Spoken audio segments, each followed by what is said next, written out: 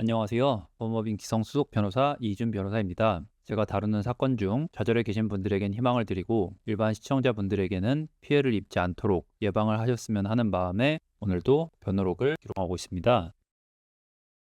앞서 6월 선원건설의 회생 열차로 인해 해운대 디엘본 오피스텔이 예정된 입주 예정일을 넘겨서 현재까지 입주 지연이 발생하고 있는 사건을 소개해 드린 적이 있는데요. 해운대 디엘본과 같은 선원건설에 의해서 공사가 진행 중이던 가평 설악 디엘본 아파트 입주 지연 사건에 관해서 입주 지연에 따른 계약 해제를 검토한 정보를 나누고자 합니다. 당초 예정일이었던 올해 11월을 지나서 내년 여름 이후로 입주 지연이 확정된 이 사건 현장은 경기 가평군 설악면 일대에서 건설 중인 가평 설악 디엘본 아파트입니다. 통일교 그룹의 계열사인 선원건설이 법정 관리에 들어가면서 시행사 역할을 하고 있는 조합원들의 경우 허그 중도금 보증 보험의 대상에서 제외가 되는 것으로 확인이 되어서 한 차례 극심한 내용을 겪기도 했던 현장입니다. 이 현장에서 건물 준공이 연기되어 내년 여름은 되어야 준공 여부를 가늠할 수 있을 것으로 보입니다. 기존 입주 예정일인 2024년 11월을 넘겨서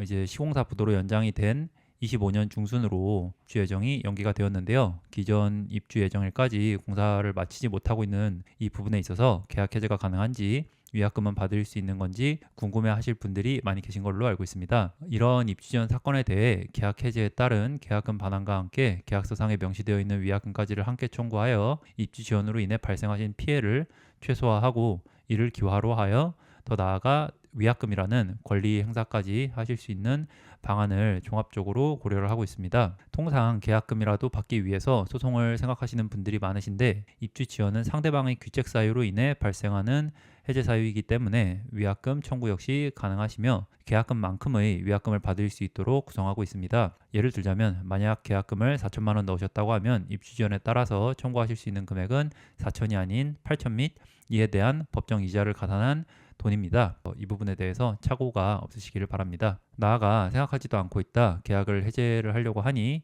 해결해야 되는 이 중도금 대출 계약 및 이자 납입 의무도 함께 정리를 해야 합니다. 특히 중도금 대출 계약을 중요하게 생각을 하시는 분들이 많으신데 왜냐하면 결국은 중도금 대출 계약이 계약 전반에 있어서 가장 큰 대출 계약이고 이것을 갚지 못하면 회생 또는 파산으로 연결이 되시는 경우들이 많기 때문입니다. 소송 구조를 구성함에 있어서 다소 복잡한 개념들이 있기에 영상으로 자세하게 말씀을 드리기는 어렵지만 계약을 해제를 해도 중도금 대출과 이자를 없애는 게 걱정이라고 생각을 하시는 분들은 방문을 해주시거나 전화를 주셔서 궁금증을 해결하실 수 있으실 겁니다. 입주 지연 발생 시 입주 지연에 대해서 동의하지 않고 사용 승인이 나기 전에 움직이셔야 합니다.